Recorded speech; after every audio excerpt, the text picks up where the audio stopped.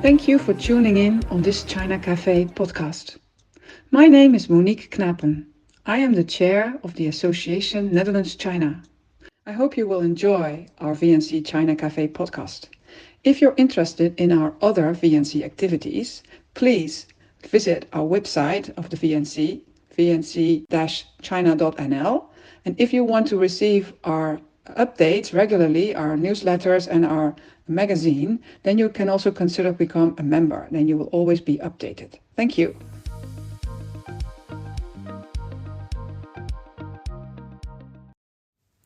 Good evening, ladies and gentlemen, and welcome to the China Café about China's growth model.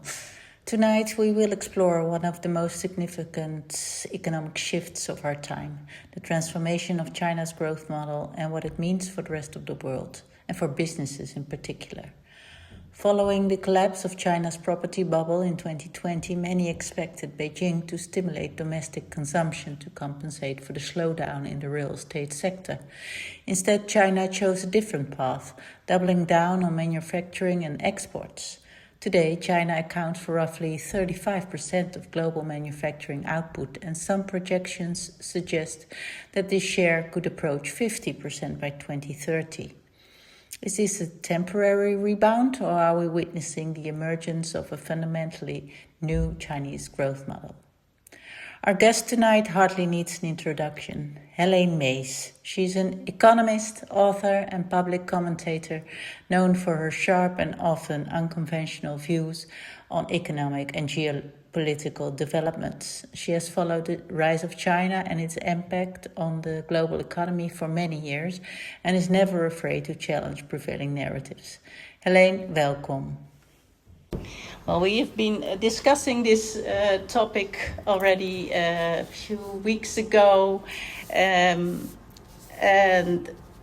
really think it's important that we know more about the export model and the developments in China from a more macroeconomic point of view. Let us first set the scene, because this transformation is remarkable, I think. Over the past 3 decades, China has gone through several kinds of growth models. They started off, of course, with being the manufacturer of the world. Then, when the whole world was in a financial crisis, China survived this crisis through real estate and infrastructure manufacturing, or investments, I would say. And now, seemingly, it goes back to an export model. It's again emphasizing manufacturing and export. What does this new phase different from the first export boom? Could you explain on that? I think the major difference is that China really scaled up its production. Like in the years zero, China manufactured all the things because it had very cheap labor, and initially, so we knew it as we had where all the underwear was made and where all our Christmas articles were made. But then I think not only, but also because of Apple, who saw a big opportunity for China, and the CEO Tim Cook, he said at the time already when he produced all the iPhones in 2007, I think, when it started, or 2006, he said we could never do this on this scale in the United States. Because we don't have the people, we cannot organize so many people at the same time, but also the devotion, we would never be able to do that. And I think he's right, we would never accept the Foxconn probably facilities as they have been. So China, I would do China injustice if I would say, like, in the year zero it was only like low-cost manufacturing, like the things we don't want to produce anymore. No, already in the early 2000s there was a lot of production of more high-tech products. But the difference now is, and that is made by the plan published in 2015, Made in China 2025, in which the Chinese government already decided that they wanted to upgrade the economy, because they already knew that at the time that the wages were rising, and so that China would not be able to be a low-cost manufacturer for a long time. And so they decided, well, we need to upgrade our economy, and to avoid the middle trap, the middle income trap, we need to make sure that we can grow from a relatively low-cost producer to a high-end producer. But that's one answer. That's yes. one. But so it's an increase in the quality of the product, maybe, or in the variety of the products, or it's a complete transformation in the type of products. They now invent the products, they produce the products. Normally, like the iPhone was developed in the United States, and the production was outsourced to China. But now there is a completely different situation where China is ahead in so many fields, even more than you actually can, just numerate here. And they produce the products, high-tech products, in all kinds of sectors, and things that we do not even make in Europe or the United States. And before, like electric cars is one of the examples where China is so much ahead of Europe and so far ahead of the United States, and that it's ridiculous. And I don't think that European market or the American market will ever be able to catch up if they're not protected by some kind of measures. I see. So the Made in China program that they launched was not only to stimulate creation in China, but also to expand and go into high level and high tech I think products. The whole point of Made in China 2025 is to become technologically dominant. And they really said it also that way, but at the time we were still looking at China like, oh, low-cost producer. But coming back to this real estate crisis, to what extent did this crisis really stimulate this new growth path? Oh, I think enormously. And it's also important to understand that the real estate,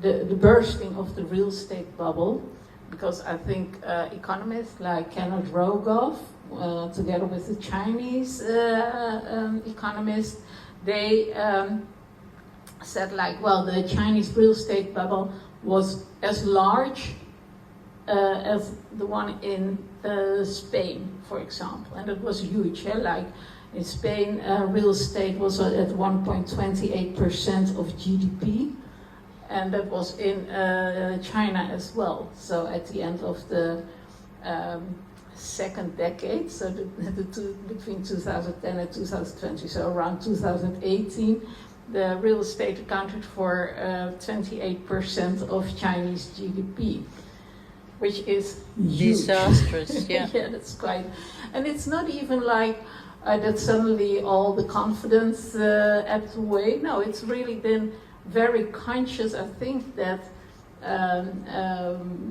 the Chinese government really has listened a lot to the pundits in Western countries who said like, oh, there's overinvestment in real estate. And so they started to deflate the real estate bubble by first just by speaking. That is Xi Jinping's speech, who tells people just not to invest all the time in real estate. So it started already to deflate. And then the government took consciously actions to limit the amount of money that people could borrow to purchase ever more real estate. But at some point, then people, if you restrain the credit flow. It's like when the economists say, like when the music stops, and as long as the music plays, you have to keep dancing, and that means that you're in a bubble, and if you want to reap the fruits of the bubble.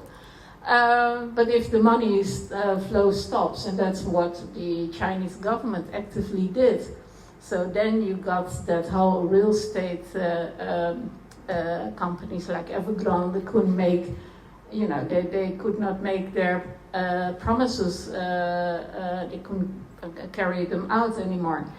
And so people lost a lot of money. And then, then there was a choice of what are we gonna do?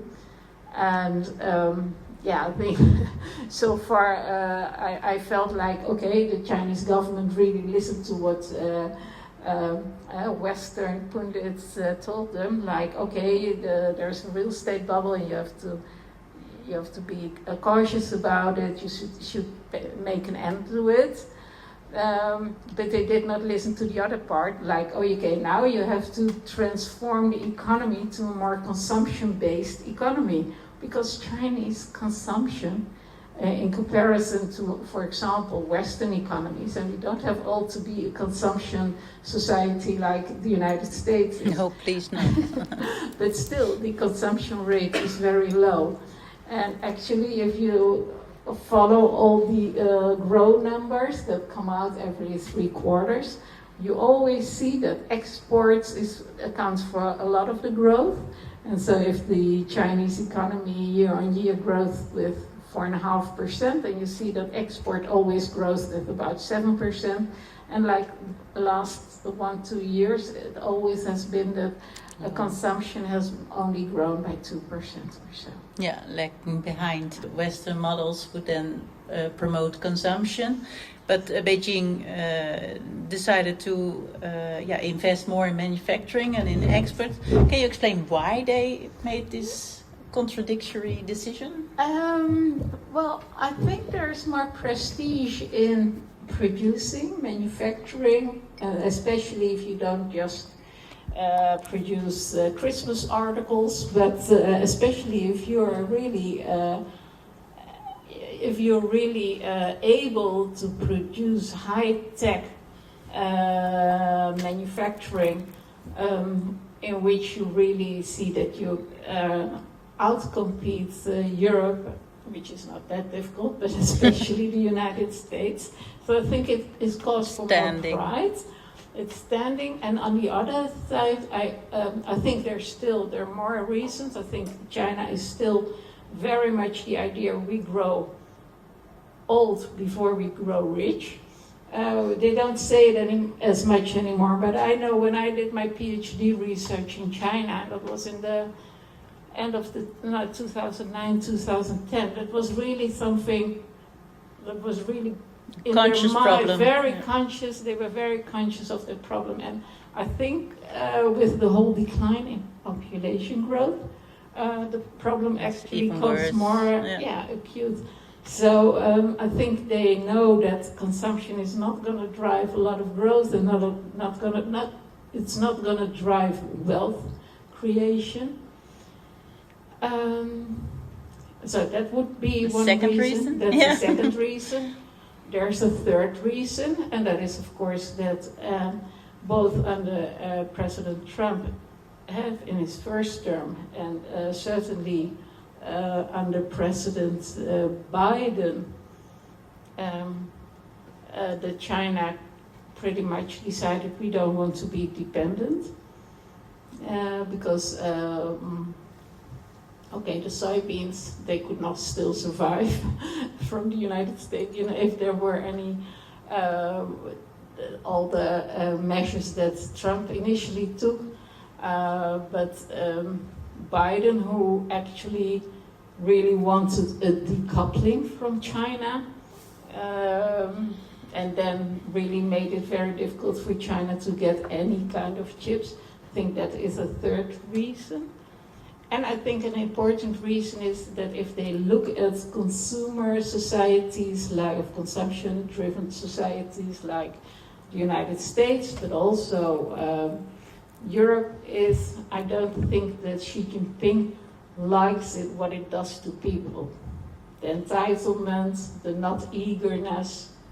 I think he finds that it creates weak people and not a good, character. strong citizenship. Yeah. Okay. And I think the suffering is part of the idea. And I don't want to say that, but Xi Jinping himself has suffered a lot due to the Cultural Revolution. And I think he believes that in a way the sacrifice is necessary to cement support for the party. Okay, that's an interesting one. But not an economical one, but very interesting indeed, that people need to suffer in order to stay faithful to the For party. the idea that you make sacrifices for the party, that you make sacrifices for China. Yeah. So that would be my 4 reasons there are. Yeah, interesting. But coming to the third reason, you're saying the independency from the United States mainly, but it's still export. And if you promote export, you still are depending on foreign countries in that way. How do you explain that part? That is a very good remark, and I have not a good explanation for that, because we always point to dual circulation. At least economists do, and they always point to the part of dual circulation strategy that says, like, China wants to the rest of the world to become more dependent on China, and China wants to become less dependent on the rest of the world. So that's the part we always cite, but you were also very correct to point out that part of it, the strategy was supposed to be that there also would be more consumption, so that they would also be less dependent on exports to the United States and to Europe. And they did not succeed that part, and I think in a way it's because they try, if you see the BRICS, it's really going to be enlarged. China tries really to develop other parts of the world, and it's actually succeeding because exports to not the United States. United States no longer is not the most important export, but even Europe is now. So it exports a lot, not only to the ASEAN countries, but also to, for example, African countries, yeah, and South America. So it's really exploiting that. So they become not less reliant on exports, but they have become already much less reliant on the United States. Yeah. And well, so it's spreading the dependency, yes, maybe. Yeah. Because they are diversifying. They should be diversifying. They are. Yeah, they are. Yeah. Dual circulation was, of course, a key element in the 14th 5-year plan. Now in the 15th 5-year plan, you see a lot of emphasis still on internal consumption. Does this mean that this consumption transition didn't work? Yeah, I find it hard to believe. Look, the party is so powerful. If you see how China developed since, you don't even have to start looking at 2001 when they entered the WTO, because in a way I also think it's completely wrong to say that China's development is thanks to its membership of the WTO. No, it's thanks to Deng Xiaoping and his way of thinking how he should transform the Chinese economy. Even without it helped. I don't want to say anything about it really helped China, but it was not crucial. Even without the WTO, China would still have been able to grow, and because they are go about it so planmatig, so in a structured way, and they really think a lot about it. What I love about China is that they really look around in the world and see what they can learn the Cherry best picking experience. everywhere. Yeah, but it's like I wish we were so smart Yeah. because we always think that we know best, and I'm like, oh God, there are so many field experiments where you can learn. But still coming back to this consumption, because all the analysts were thinking they would choose this path. Can you tell me a bit more about the Chinese consumers, maybe because they're big savers? Yeah, I it's know. also interesting. Rob Dijk, he told me that he had been. It's already more than a year ago, and he said like, yeah, I was in a seminar conference in Greece, and there was also a Chinese representative from the Chinese government, and that representative said, yeah, we just cannot do it. We cannot increase consumption. But I'm like, who are you kidding? With everything that you have managed to do, it's been so impressive. Like looking at for example, when the house after the global financial crisis in 2008, how China really picked up. Okay, we cannot export anymore to the United States, at least not as much as we would like to. We cannot export as much to Europe because then the European and American consumers were in the position that Chinese consumers are now in. But then they picked up, like they started to invest hugely in the railway system, the high-speed railroad, in the subway. To come back to the consumers, of course, because of the real estate bubble, Chinese consumers have been hurt a lot. Middle-class consumers, they invested also because there's not a good social security, not as we know it in Europe or in the United States even. So they're hurt, and they do the same as European consumers did after the global financial. They're very cautious. They're trying to pay down their debt as far as they do have debt, or they at least try to build up reserves that they thought they had in their real estate property. Yeah. But despite this very cautious attitude that they have because of the real estate crisis, but also because of COVID, I think, when all their salaries were sometimes halved because of all the bonuses that they missed. Well, the graying problem, so you have to take care of your pension and your health care because there's not a sufficient social network. You still believe that this consumption will take on? Well, I'm not sure. What I just want to say that if the Chinese government wants the consumption if they want to something, take off, they get it done. They get it. It's so fascinating. Like Deng Xiaoping, when he went on his southern tour, and that he specifically he went to his southern tour. Because the Chinese living in the southern provinces were considered to be much more entrepreneurial. And so he really wanted to stimulate people to become very entrepreneurial, start their businesses. But as a friend of mine, who is unfortunately passed away, but he was already very much older than I he was older than I was. But what he told me is like, after a Chinese friend of mine in Beijing, what he told me is like, after the Cultural Revolution, people just didn't dare to stand out. So people didn't dare to make money because, conformity, that was the rule. And so Xi Jinping had to tell people, Deng Xiaoping had to tell people, please, and encourage them, some people need to get rich first.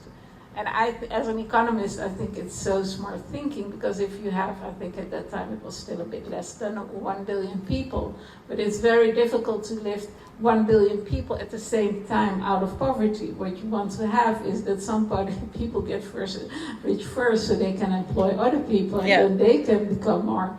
And I think that has been very so genius. History has proven but that at the time you had really newspapers who would say once a year or so devote a whole front page to the person in the village who had made the most money.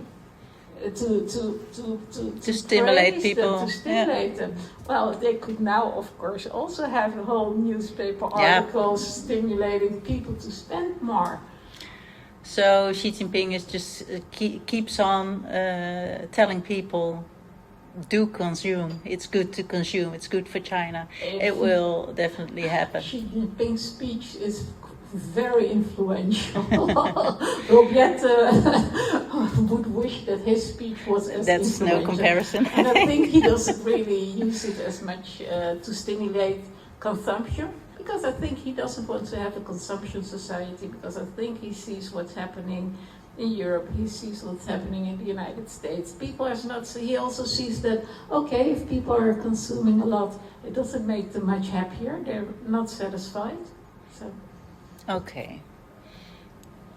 So I'm still thinking, are you confident in this consumer model or not? Because I'm sorry if I keep on going, I don't have it clear for myself. Because on the one hand, you say Xi Jinping wants them to suffer. Let's say the chiku is very important to stimulate the society, and on the other hand, you say consumption must be a drive as well. They need maybe two engines, so export as an engine and consumption as a. So it's a dual objective. I still think. Well, they said it was a dual objective, but you can see just the numbers. The facts don't lie. You still can see that consumption is not driving Chinese growth. And if Rob de Wijk says like, okay, someone at a conference said we cannot change the model, we cannot change it, we want people to consume more, but we cannot make them consume more, then I'm like, okay, I don't quite believe that. You just don't do enough. I think China still tries to export its way out of the economic because slump. that's a success story. Yes, yeah, that's a success story. But if they get a lot of blowback, which they are already getting from the United States, because exports to the United States have fallen by almost 1/3. So part of it will now go through countries like Vietnam or Cambodia.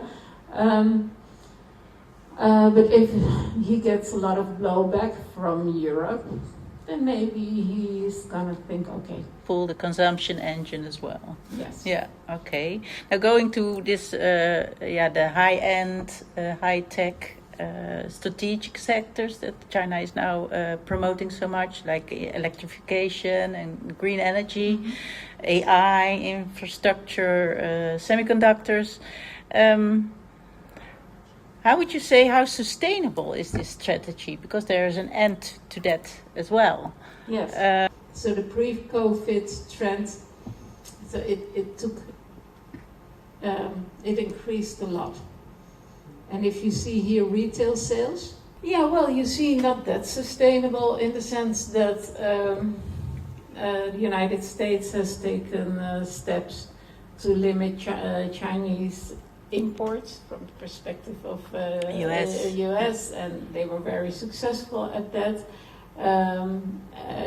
I think in a way we feel like, okay, the trade war, Trump lost the trade war because China is holding the cards with the heavy with all materials, the crucial. Rare materials. Earth, rare earths, but also critical other resources. I'm sorry, kritieke grondstoffen, but this is in English. So critical resources, and they did that very effectively. They built up the pressure quite quickly when they saw that Trump was winning the elections, and they already had the licenses to export not only rare earth itself, but also all the machines that you need to process rare earth, because rare earth is not rare, it's everywhere, it's just very difficult to process. So they were extremely smart, and you see that even between 2021 and 2025, the chokehold that China has on rare earth and other critical resources has increased instead of become less. Loosened, yeah. So, and they used it very effectively. On the other hand, we see, Donald Trump was forced to come to an agreement with China in the trade war. On the other hand, we do see that Chinese exports to the United States have plunged. So now the big question is, in Europe, people are also waking up to the threat that China poses.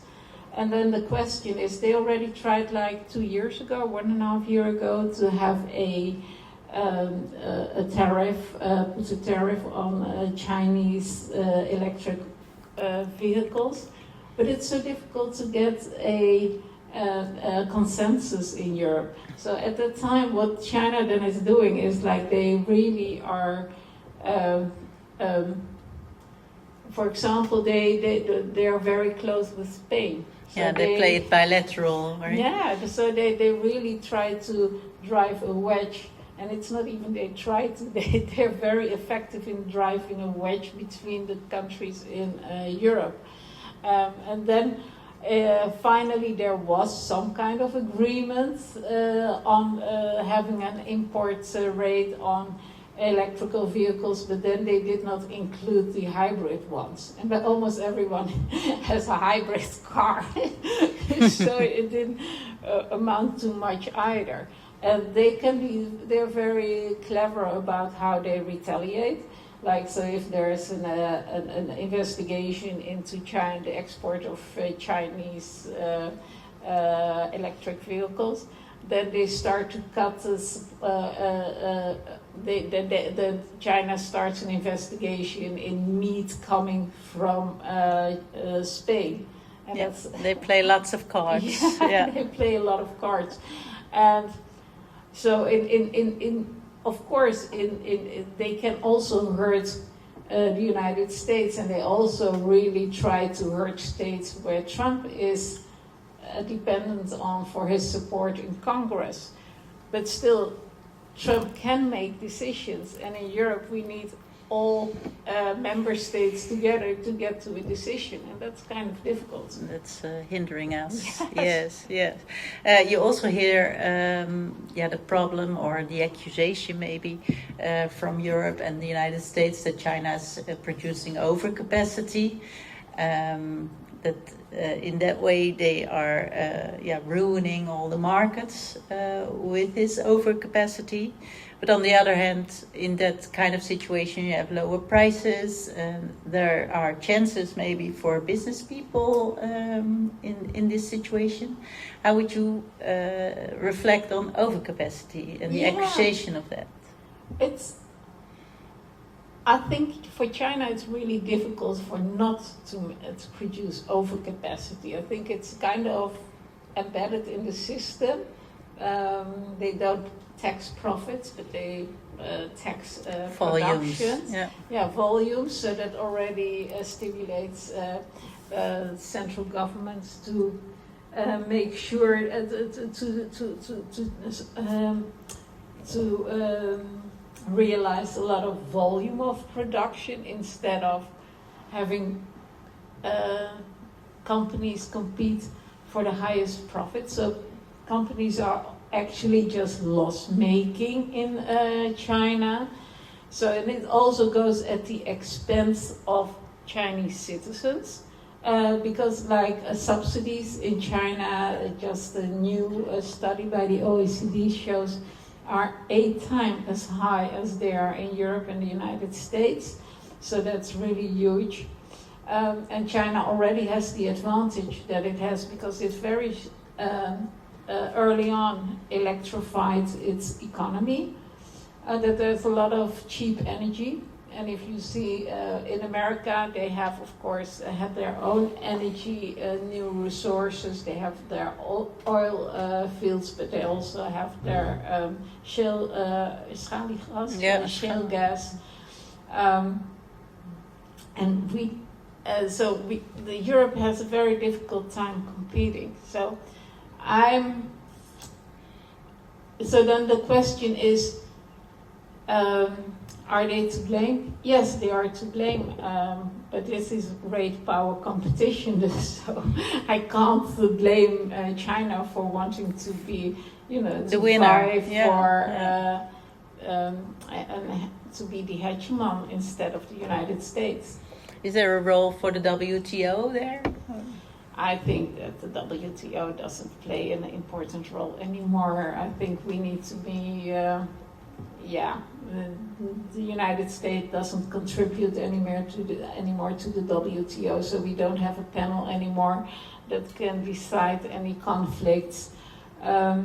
We wish, I think the international liberal order, where WTO was an important part of, doesn't exist anymore. So there are no instruments anymore in play to counter this level playing field. There are, but you have to. I don't think we should count. We still do that. We always still start competition cases against China. But then Europe is also. They do it with all kind of stuff. They don't focus on the most important part. Like I was at Klingenda, and then one person said, he works for the Ministry of Foreign Affairs, and he said, we're actually starting cases against China about candles. And I was all the time thinking, because it was in Dutch, that session, and I thought he was saying cheese, kaas, instead of cars. I was like, okay, China is not going to compete with us on cheese. We'll never win. It was candles. And I'm like, really? Is this really where we want to use the instruments our that assets we have, and the energy and the capacity, so there are, maybe as a test case. There's a limited number of bureaucrats even in Brussels. So I'm like, how can you do that? But I would be in favor of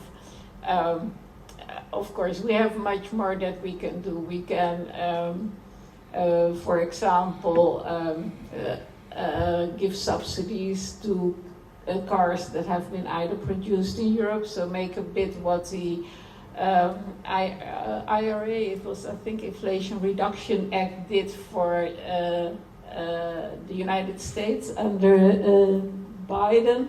We could do something like that. You stimulate production in Europe. You should ring fence production in Europe, especially for emerging industries, so that they can resist Chinese competition, so that they have a real chance to build up. And I think that's also fair. That's also how Japan developed its economies. That's also all internal instruments, actually. Yes, but China will respond, and they have a lot of measures to hurt us. And so in the end, I think that we will be, for the coming decades, in between, stuck between two big powers who are really in big power competition. And I think for Europe, the best way to safeguard our way of living would be to actually not so much reduce consumption, but make our consumption much more higher value, and have our own circulation strategy, so that we don't need all the time rare earth or other critical minerals or resources, and that we make ourselves less dependent, because we're going to be really conscious consumers. And in the end, would you see this industrial expansion as a threat or as an opportunity, maybe for businessmen, just normal businessmen here in the room? It depends very much what they're producing. Of course. So we all also hear businessmen who are very happy because of the low price inputs, so that they can make more. So that they can make more profits. So it's not for nothing. Like in the early 2000s. China offered Western enterprises the chance to produce all their products for third world wages, well, they sold them at first wage prices, so the profits were huge. But I think now, because China has upgraded so much and actually does most of the invention, and if you look, I did even bring a picture of China's academic achievements. And the patents, yeah. Yeah, that is It's incredible. just incredible what they are doing. And I know that when I was still doing my PhD, and then the people at Erasmus University were just laughing about the Chinese, like they never can catch up with us. And I was already, you don't know what's happening, because at Tsinghua University, people were just like living, well, I want to say people in Amsterdam now live in the same way, very small apartments of it. It was not even an apartment. You would almost think like there was a garage box or so. That kind of, like I think for 24 square meters. And they were just working, and those were assistant professors, associate professors, and look people where they're now. sacrificed a lot. It's not only that they sacrificed, or like the husband was working in in the United States, and she would only see him once every 2 years, and I was like, okay, that's not a sacrifice you see a lot of people in the Netherlands making. Well, we also know that the universities in Amsterdam, you see also women who just gave birth and leave their child to go. Yeah, there's a lot of ambition and drive in the workers there. So Indeed. you have no idea when people in Erasmus said, oh, that's never going to happen so fast, or the China's never going to catch up. I think, oh God, you have no idea what's They happening were there. wrong. They were wrong. And if you can divide it in sectors, which sectors are I think prevailing? that's also the stunning thing, because we still have the Temu and all the low cost. It's still continuing. It's still continuing. You're like, okay, and actually all the high end. Well, it's already the Huawei. It's not that long ago that people were still having Huawei phones. Huh? It was so funny if you're here in the Netherlands and you had people Huawei. So that's actually where we pretty much cut China out. But I would say like everything from batteries, it's all Solar China, panels. solar panels, windmills. Actually, everything. There's Robotics, yeah. Robotics. Yeah. Okay, we don't import Chinese cheese, but That's not it may very high still tech, I happen. think. It may still happen. Yeah. Great. We also need to talk a little bit about the geopolitical business environment, I think, because it's very impactful. The companies, they see still many chances in China. But how would you advise the companies to tackle the geopolitical tensions? I know businessmen just go short-termed or middle-termed, and business is often business as usual despite the geopolitical tensions. But if you need to take it into account for the longer term in your plans with China? Yeah, I would think that the strange thing is that all businesses responded very quickly to the unlimited partnership that Xi Jinping and Putin declared in early 2022, because the year 2022 saw foreign direct investment fall to almost zero. Which was pretty remarkable, I felt. But now you see also that still companies are, now actually like Apple kind of said like, oh, we're gonna all, how do you reshore, offshore? at least we're gonna place it verplaatsen. We're gonna make it, let it all to India. We're gonna make sure that all our production, or so much of our production, will be in India.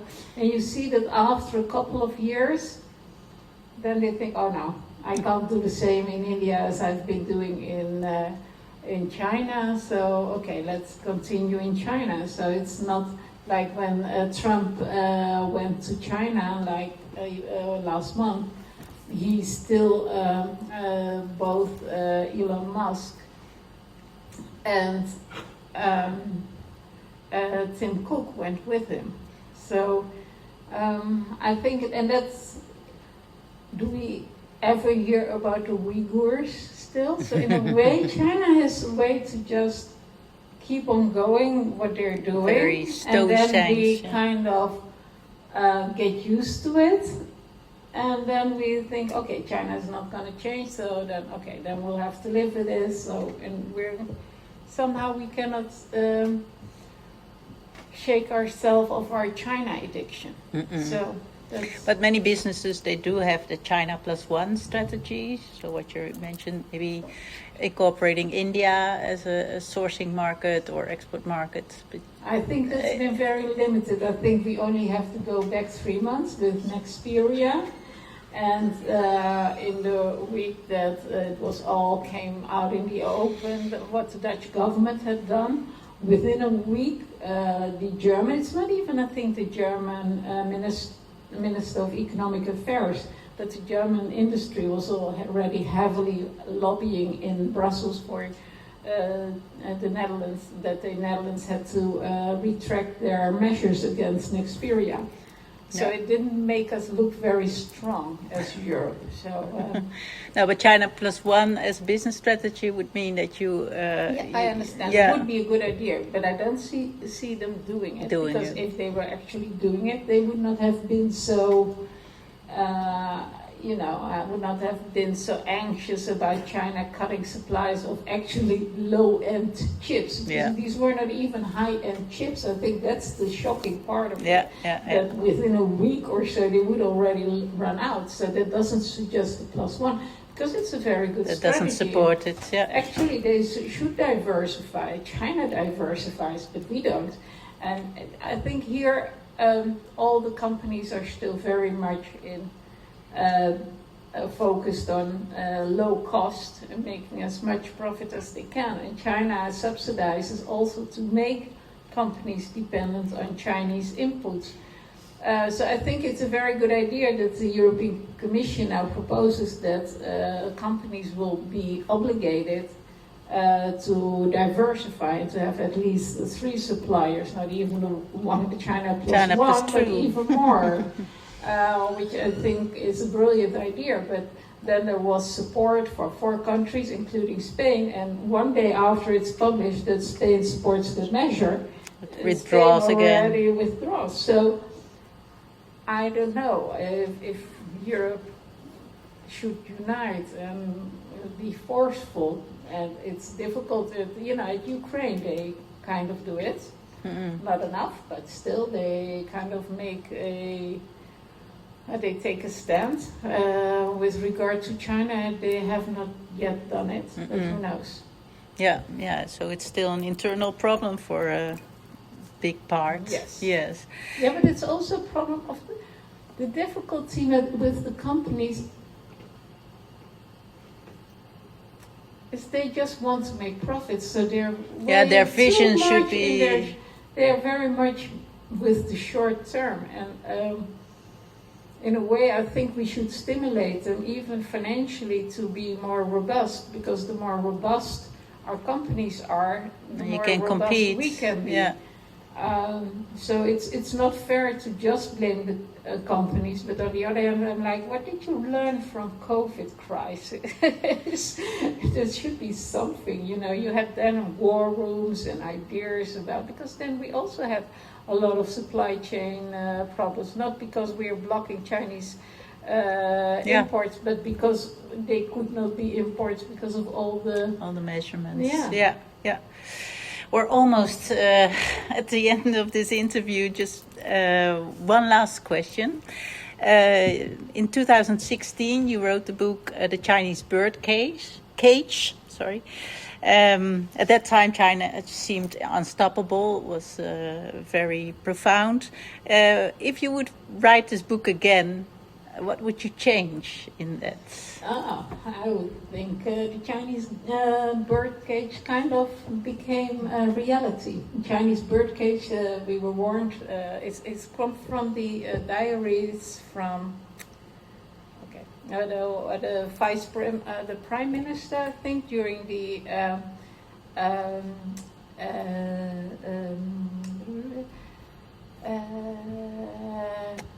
Can't help you. no, I know. During the student uprisings. Chao Ziyang? Yeah, the Tiananmen uprisings, and he was then put on under house arrest because he was too much in favor of the students. He wanted to have a more liberal China, and he wrote his diaries, and they were published. And he already said then. Chao Ziyang. Yeah. And he already said, like,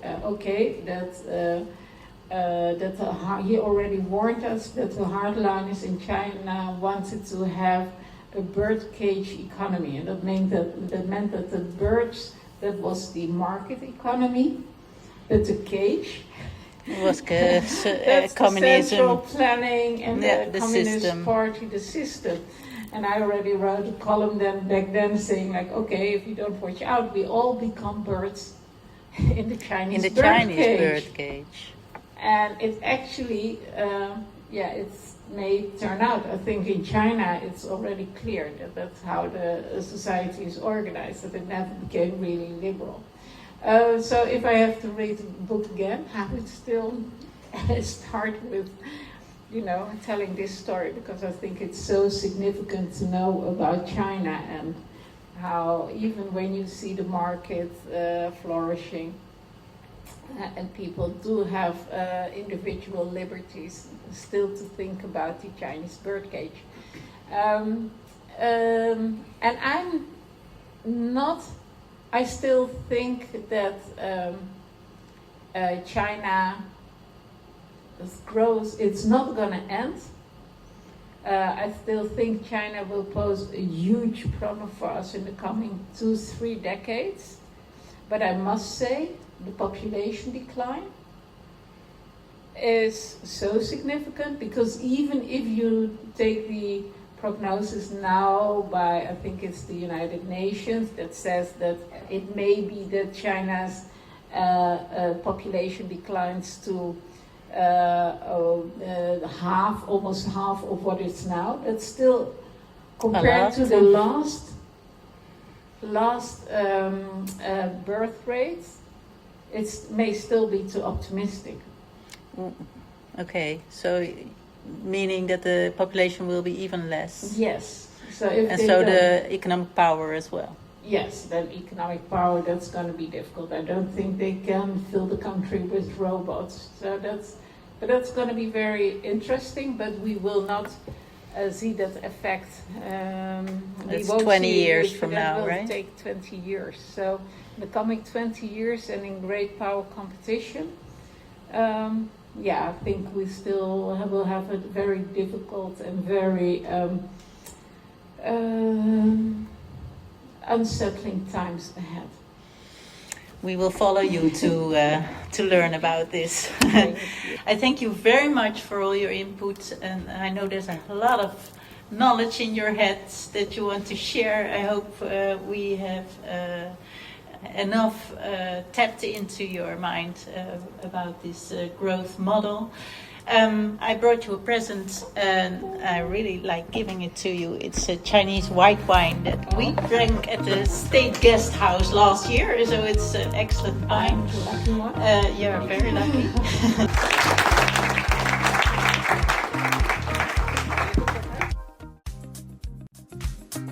I sincerely hope you enjoyed this VNC China Café podcast. If you are interested in future VNC activities and would like to stay updated about future China cafes, please go to our website vnc-china.nl to become a member or just find out what's going on. Stay tuned for our next podcast.